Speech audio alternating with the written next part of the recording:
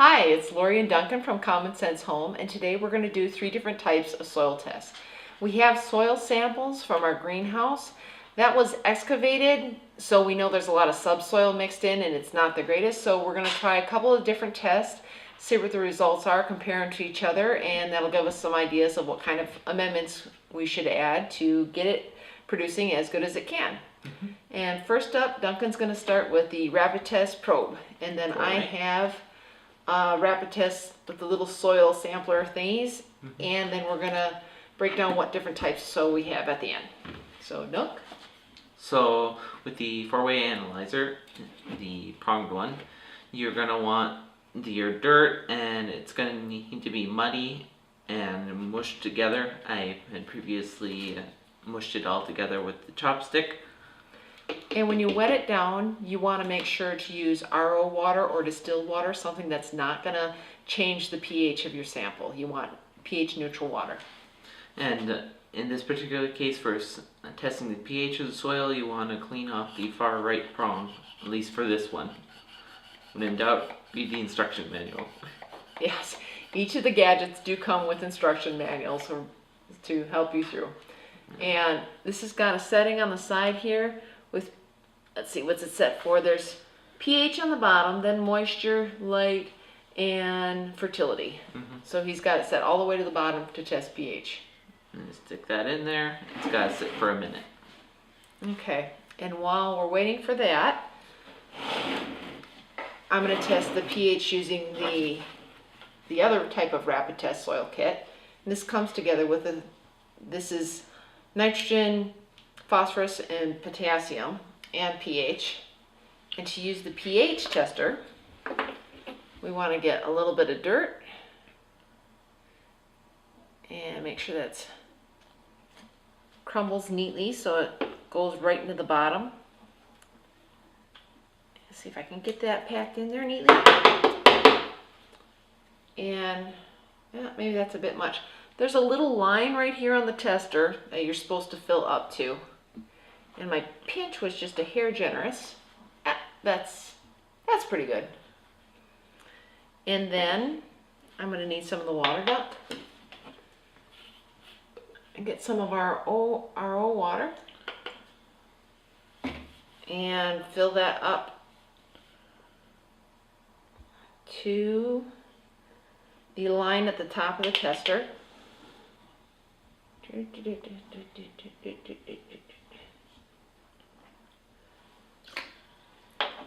Okay, I'm good, thank you. And then, so put in soil up to the line and then put in water. Dry your fingers off and grab one of these little capsules. This is about the trickiest part. Pull these little capsules apart without ending up with your powder going where it should not go. We have duckies right outside the door. Oh, please come apart neatly.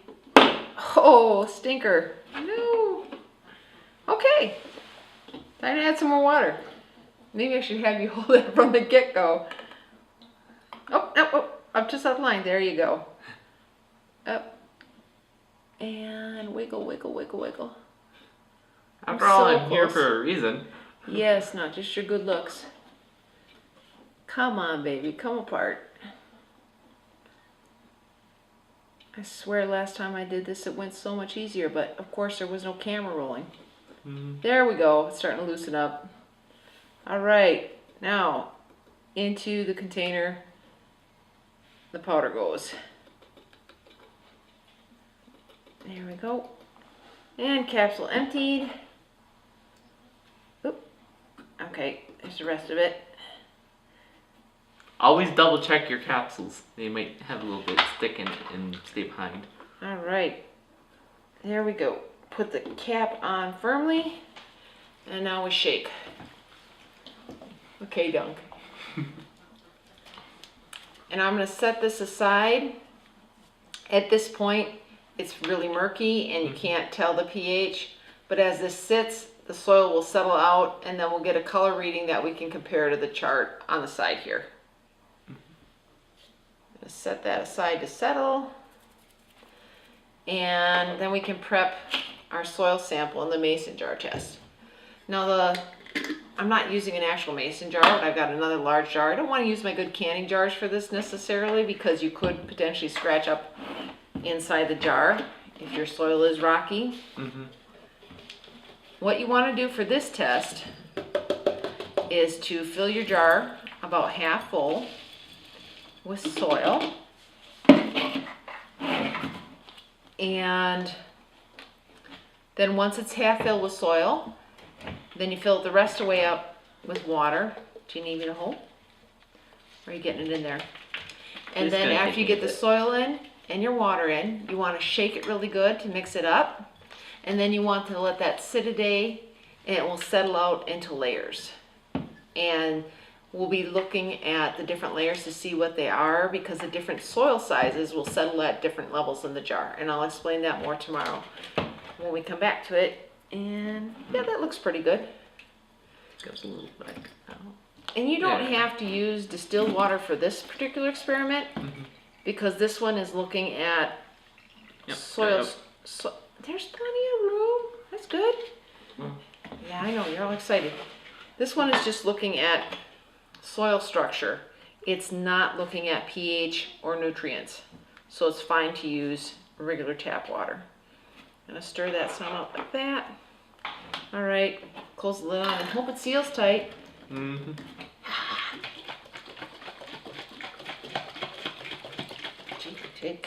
Oh, not real tight, but close enough.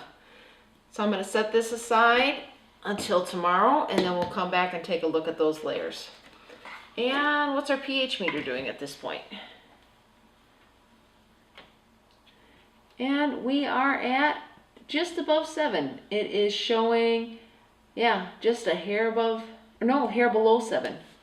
Should look at my scale correctly. Yeah, it goes that way, higher pH, this way, lower pH. And it's probably about 6.8. So that's pretty good. That's close to a neutral pH, which is suitable for most types of plants. So I'm going to set that aside. And next up, we're going to prep for the samples for the rest of this kit. And the other things, other than pH, you end up making a slurry with your soil and then drawing some of the water off of that slurry to sample. And we start with 1 part soil and 5 parts water. So in this case, I'm going to use a half a cup of soil. Oh shoot. It'll be easier if I hold off just a minute and add the water first. So I need 2.5 cups of distilled water, or this is RO water, so pH neutral water. I don't want to get ahead of myself. And okay, that's 2.5 cups. Can you set that aside, love? And then half a cup of soil. You can use a cup of soil and 5 cups of water, but it was just a little bit more convenient for our purposes here to use a slightly smaller sample size.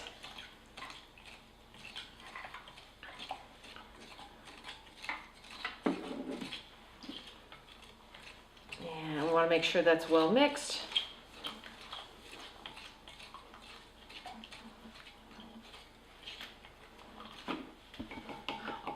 When you're done with this one, always remember to clean it off when you're...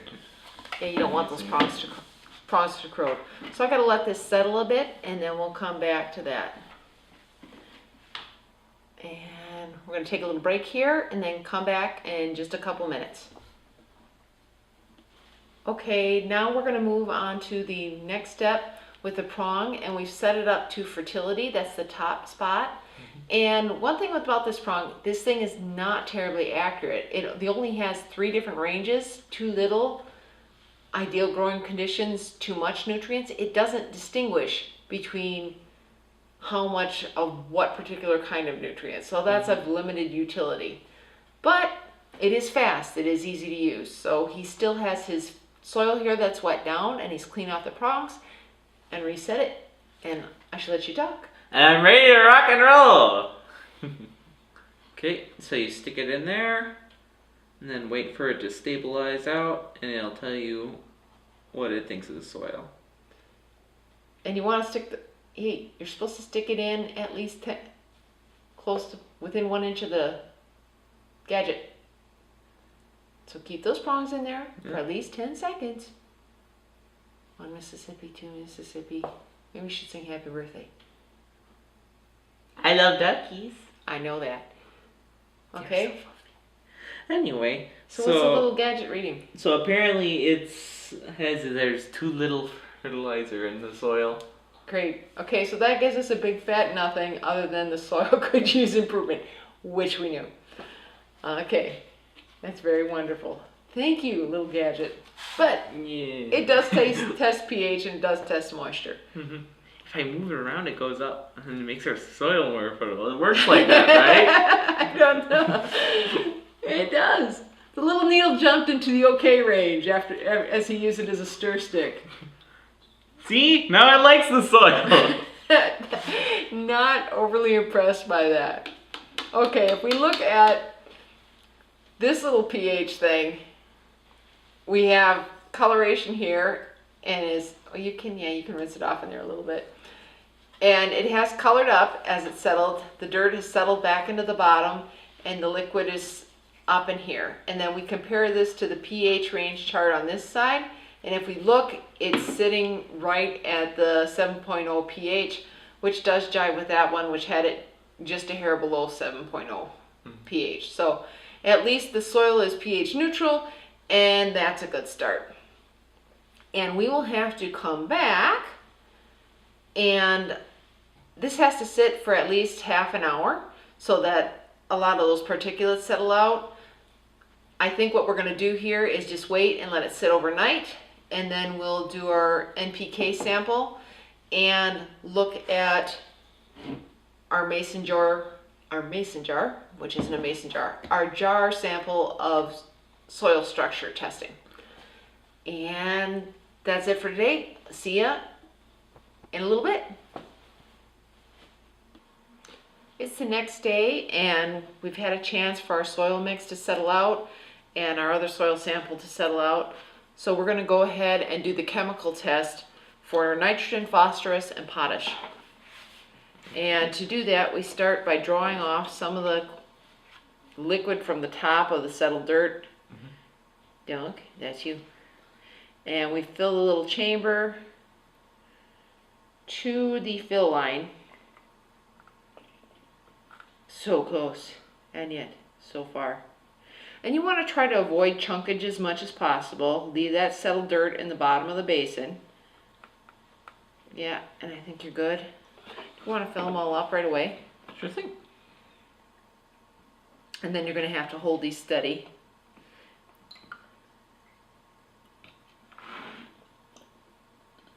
Good. And potash. So these are your NPKs and your NPK fertilizer. Now there are a lot of trace minerals too that are found in healthy soil, but these are the basics, and if you're severely deficient in any one of these, it will cause problems in your garden. All right, so I'm going to set these guys aside first and try desperately not to bump them. All right, so next up and this is the fun part. This is what I don't like about this test kit, because they have these little capsules that you gotta wiggle apart, and sometimes they come apart beautifully, and other times you're pulling, and then they finally give way, and it's like opening that bag of crackers, and the crackers fly across the room. Yeah. All right, there's our nitrogen sample thing. And these are chemical reactants, so they will bond with the soil residues left in the mix. And make sure that cover's snapped on tight. And give that a shake. Do not bump the other things. Don't do it. Don't do it. Good play. Aw.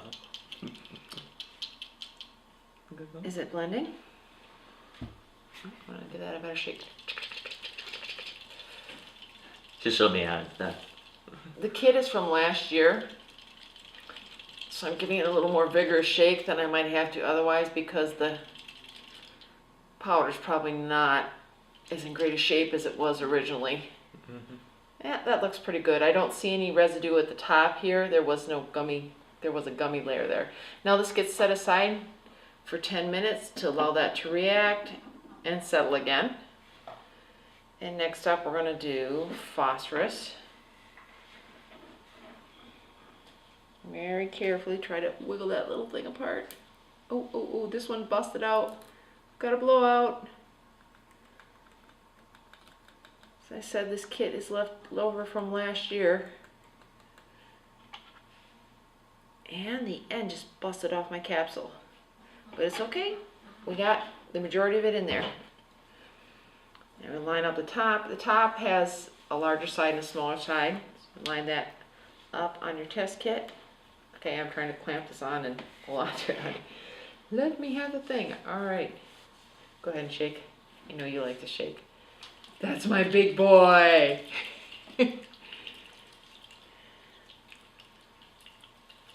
And last up is the potash.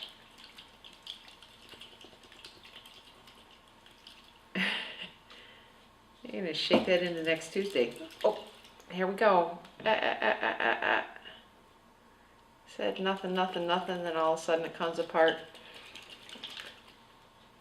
And this is one of the most readily available home kits. Of course, you can send your samples in.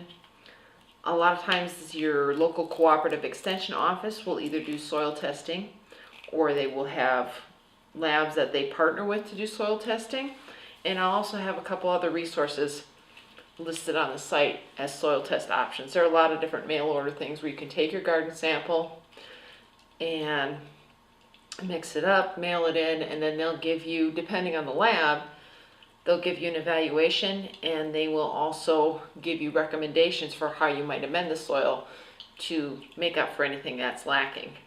And the nicer labs will give you not just the NPK status and the pH, they'll also look at the different trace minerals like calcium, magnesium, and copper, so forth. You can also tell a lot based on plant health. If you have a lot of green growth, but maybe more so than you would actually like, you probably have too much nitrogen. If you've got poor fruit set and got a lot of vigorous green growth, excess nitrogen is great for heavy feeders like leafy greens, but not so great for tomatoes. Carrots too will get very hairy on the roots if there's excess nitrogen. And there's different signs. I'll cover a few more of these in the post in more detail that you can look for that also help you determine things.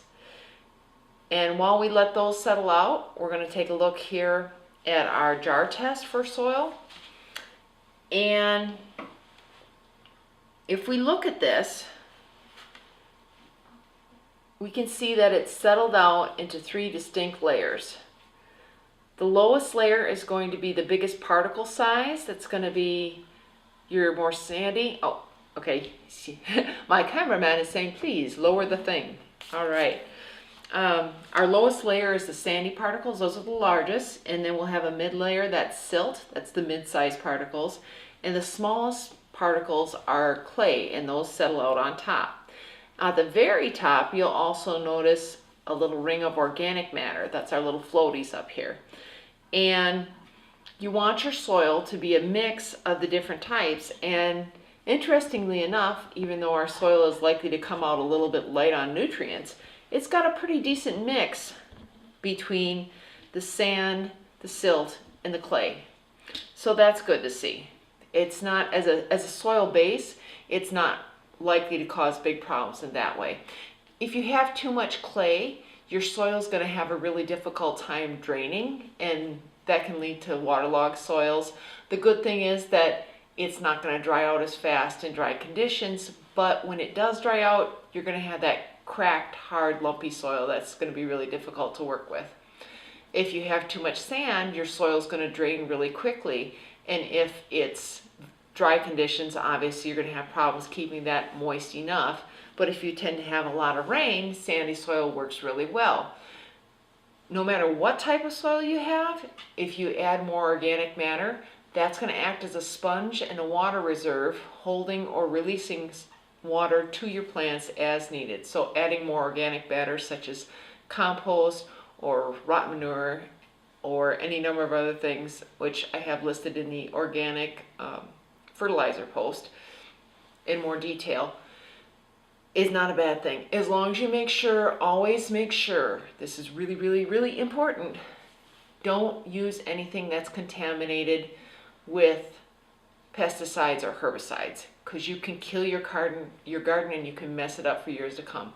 Unfortunately, a lot of agricultural residues are now contaminated, and even yard clippings might be contaminated. So always watch and make sure that you're not putting that stuff in your garden. So we're going to set this aside, and I don't think this has been quite 10 minutes, so we may have to come back, take a little break here, and then come back to these. We've had about 5 minutes pass, and so now we can look at the results for our soil testing. On this side we have the nitrogen, and that's got pretty good coloration to it. It's in the adequate range. There's, from top to bottom, there's excess to lacking on each of these color-coded charts. So we're hitting about mid-range, which means the soil has accurate nitrogen. For our phosphorus, that one is definitely a little bit on the light side. It's showing up, and part of that might be that the kit is a year old, but I think our soil is lacking in phosphorus. When you have soil that's low in phosphorus, you might see that your leaves are a little bit red tinged and there's a lower fruit set. So that's an area that we could improve. Oh, I should backtrack just a little bit. To add additional nitrogen to your soil, you want to look at your manures and potentially blood meal if you really need a boost, or high nitrogen foliar feeds. For phosphorus, you'll notice that you may have leaves that are somewhat reddish purple and low fruit set. So that's definitely an area that we can improve. And to do that, you may want to look at, oh, I should have said this was blood meal, this is bone meal, and rock phosphate. Rock phosphate is a slow release fertilizer, so that's something that you would add only, say, every 5 years or so. And there's a ducky at the door. And finally, on the end here, we have potassium, and that's not that bright, but it's around the adequate level. So we're probably okay there, but it wouldn't hurt to add a little bit more. And you can get that through kelp meal, green sand, sopalmag, and wood ashes are another good source of potassium. But do be careful with your wood ashes. Don't use them too heavily, and it's better if you work them in maybe a little bit in fall to give them time to mellow out, so you're not using them too much and you burn the plants. And we have additional recommendations on the site.